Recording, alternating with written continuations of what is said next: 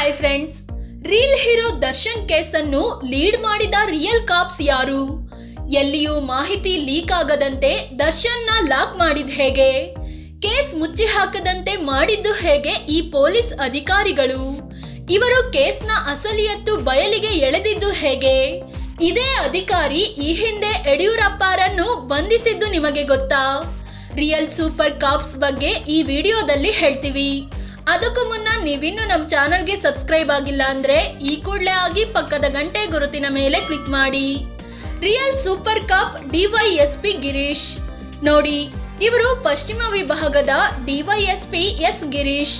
ದರ್ಶನ್ ಇವತ್ತು ಕಂಬಿ ಹಿಂದೆ ಇದ್ದಾರೆ ಅಂದ್ರೆ ಅದಕ್ಕೆ ಇದೇ ಕಾಕಿ ಕಾರಣ.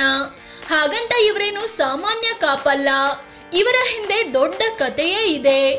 ಇಡೀ ಡಿಪಾರ್ಟ್ಮೆಂಟ್ ನಲ್ಲಿ ಯಾರ ಮುಲಾಜಿಗೂ ಬೀಳದೆ ಪ್ರಾಮಾಣಿಕವಾಗಿ ಕೆಲಸ ಮಾಡೋರು ಅಂತ ಹೆಸರು ಕೂಡ ಸಂಪಾದಿಸಿದ್ದಾರೆ. ಈ ಹಿಂದೆ ಅಂದ್ರೆ 2011ರಲ್ಲಿ BS ಯಡಿಯೂರಪ್ಪ ವಿರುದ್ಧ ಕೇಸ್ ಆದಾಗ ಇವರು ಲೋಕಾಯುಕ್ತದಲ್ಲಿ ಕೆಲಸ ಮಾಡ್ತಿದ್ರು. ಆಗ ಸಿಎಂ ಆಗಿದ್ದ ಯಡಿಯೂರಪ್ಪರನ್ನು ಮುಲಾಜಿಲ್ಲದೆ ಅರೆಸ್ಟ್ ಮಾಡಿದ್ದವರು ಈ ಗಿರೀಶ್. ಅಷ್ಟೇ ಯಾಕೆ, ದೊಡ್ಡ ದೊಡ್ಡ ಅಧಿಕಾರಿಗಳು, ಕಾರ್ಪೊರೇಟರ್ಗಳನ್ನು ಕೂಡ ಇವರು ಒದ್ದು ಒಳಗೆ ಹಾಕಿದ್ದಾರೆ. ಹೀಗಾಗಿಯೇ ಇಡೀ ಡಿಪಾರ್ಟ್ಮೆಂಟ್ ನಲ್ಲಿ ಇವರಿಗೆ ಇವರದ್ದೇ ಆದ ಐಡೆಂಟಿಟಿ ಇದೆ. ಇಂಥ ಗಿರೀಶ್ ಓದಿದ್ದು ಇಂಜಿನಿಯರಿಂಗ್, ಆದರೆ ನಂತರದಲ್ಲಿ ಹಠ ತೊಟ್ಟು IPS ಮುಗಿಸಿ ಕಾಕಿ ಧರಿಸಿದ್ರು. ದರ್ಶನ್ ಕೇಸ್ನಲ್ಲಿ ಇವರ ಪಾತ್ರ ಏನು? ಇವರನ್ನು ಲೋಕಸಭೆ ಚುನಾವಣೆ ಹಿನ್ನೆಲೆಯಲ್ಲಿ ಕಾಮಾಕ್ಷಿಪಾಳ್ಯ ಠಾಣೆಯ ಇನ್ಸ್ಪೆಕ್ಟರ್ ಆಗಿ ವರ್ಗಾವಣೆ ಮಾಡಲಾಗಿತ್ತು. ಅದರಂತೆ ಇವರು ಕರ್ತವ್ಯ ನಿರ್ವಹಿಸುತ್ತಿದ್ರು. ಜೂನ್ 10ರಂದು ಬೆಳಗ್ಗೆ ರೇಣುಕಾಸ್ವಾಮಿ ಶವ ಸಿಕ್ಕ ಬಗ್ಗೆ ಮಾಹಿತಿ ಬಂದಿತ್ತು. ಇದರ ಬೆನ್ನಲ್ಲೇ ಸ್ಟೇಷನ್ಗೆ ಬಂದ 4 ನಾವೇ ಮಾಡಿದ್ದು ಅಂತ ಶರಣಾದ್ರು.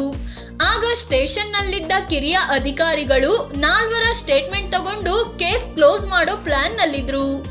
ಆಗ ಗಿರೀಶ್ ಕೇಸ್ಗೆ ಎಂಟ್ರಿ ಕೊಟ್ರು. ಶರಣಾದ 4 ಹೇಳಿಕೆ ಮೇಲೆ ಗಿರೀಶ್ಗೆ ಅನುಮಾನ ಬಂತು.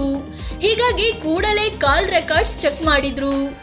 ಆಗ ಈ 4 ದರ್ಶನ್ ಸ್ನೇಹಿತನ ಜೊತೆ ಕಾಂಟ್ಯಾಕ್ಟ್ ನಲ್ಲಿದ್ದ ವಿಚಾರ ಗೊತ್ತಾಗಿದೆ. ಆಗ ಗಿರೀಶ್ಗೆ ವಿಜಯನಗರ ACP ಚಂದನ್ ಕುಮಾರ್ ಜೊತೆಯಾದ್ರು. ಇಬ್ಬರು ಸೇರಿ ಪೊಲೀಸ್ ಸ್ಟೈಲ್ ನಲ್ಲಿ 4ರನ್ನ ರುಬ್ಬಿದ್ರು. ಆಗ 4 ಸತ್ಯ ಕಕ್ಕಿದ್ದಾರೆ. ದರ್ಶನ್ ಆಪ್ತ ವಿನಯ್ ಹೆಸರು ಬಾಯ್ಬಿಟ್ಟಿದ್ದಾರೆ. ವಿನಯ್ನನ್ನು ಕರ್ಕೊಂಡು ಬಂದು ವಿಚಾರಣೆ ನಡೆಸಿದಾಗ ಹತ್ಯೆಯ ಎಲ್ಲಾ ಮಾಹಿತಿ ಹೊರಬಿದ್ದಿದೆ.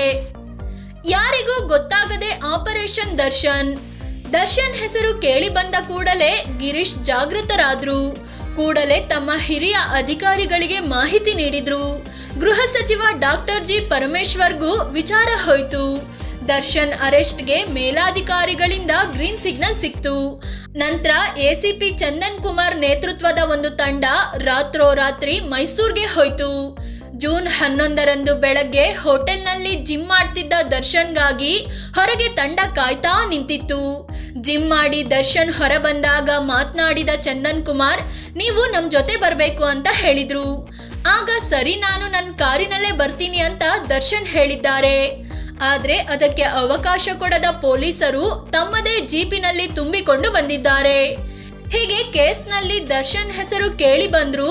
ಆತನ ಅರೆಸ್ಟ್ ಆಗೋವರೆಗೆ ಪೊಲೀಸರು ಮಾಹಿತಿಯನ್ನ ಗೌಪ್ಯವಾಗಿ ಇಟ್ಟಿದ್ರು. ರಾಜಕಾರಣಿಗಳಿಂದ ಕಾಲ್ ಮೇಲೆ ಕಾಲ್, ಯಾವುದಕ್ಕೂ ಜಗ್ಲಿಲ್ಲ DYSP ಗಿರೀಶ್. ಹೌದು, ದರ್ಶನ್ ಅರೆಸ್ಟ್ ವಿಚಾರ ಗೊತ್ತಾಗ್ತಿದ್ದಂತೆ ರಾಜಕಾರಣಿಗಳು ಕಾಲ್ ಮೇಲೆ ಕಾಲ್ ಮಾಡೋಕೆ ಶುರು ಮಾಡಿದ್ರು. ಅರೆಸ್ಟ್ ಮಾಡದಂತೆ ಒತ್ತಡ ಹೇರೋಕೆ ಯತ್ನಿಸಿದ್ರು. ಆದ್ರೆ ಗಿರೀಶ್ ಮತ್ತು ಚಂದನ್ ಕುಮಾರ್ ಯಾವುದಕ್ಕೂ ಜಗ್ಲಿಲ್ಲ. ಅವರಿಗೆ police commissioner Dayanand full support ಕೊಟ್ರು. ಇದಾದ್ಮೇಲೆ ಮಾಧ್ಯಮಗಳಲ್ಲೂ ಈ ಸುದ್ದಿ ಪ್ರಸಾರವಾಗಿದ್ರಿಂದ ಮೇಲಿಂದ ಒತ್ತಡ ಕಡಿಮೆ ಆಯ್ತು. ದರ್ಶನ್ ರನ್ನ ಅನ್ನಪೂರ್ಣೇಶ್ವರಿ ನಗರ ಪೊಲೀಸ್ ಠಾಣೆಗೆ ಕರೆತಂದು ವಿಚಾರಣೆ ನಡೆಸಲಾಯಿತು. ದರ್ಶನ್ ಗ್ಯಾಂಗ್ ಮತ್ತು ಅವರ ಹಿತೈಷಿಗಳು ತಪ್ಪಿಸಿಕೊಳ್ಳಲು ಪ್ಲಾನ್ ಮಾಡಲು ಟೈಮೇ ಕೊಡದೆ ಪೊಲೀಸರು ಕಾರ್ಯಾಚರಣೆ ನಡೆಸಿದ್ದಾರೆ.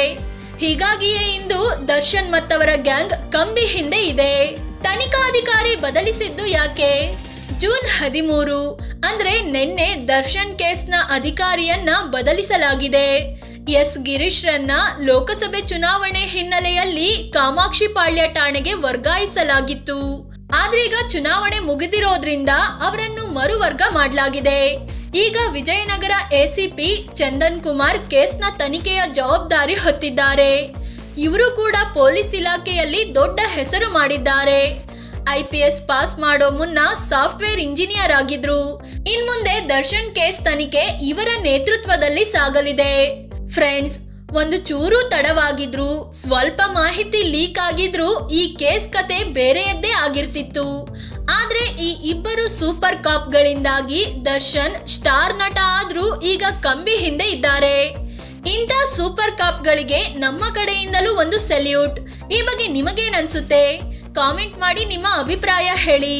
ಅದೇ ರೀತಿ ನೀವಿನ್ನು ನಮ್ಮ ಚಾನಲ್ಗೆ ಸಬ್ಸ್ಕ್ರೈಬ್ ಆಗಿಲ್ಲ ಅಂದ್ರೆ ಈ ಕೂಡಲೇ ಆಗಿ ಪಕ್ಕದ ಗಂಟೆ ಗುರುತಿನ ಮೇಲೆ ಕ್ಲಿಕ್ ಮಾಡಿ. ಧನ್ಯವಾದ.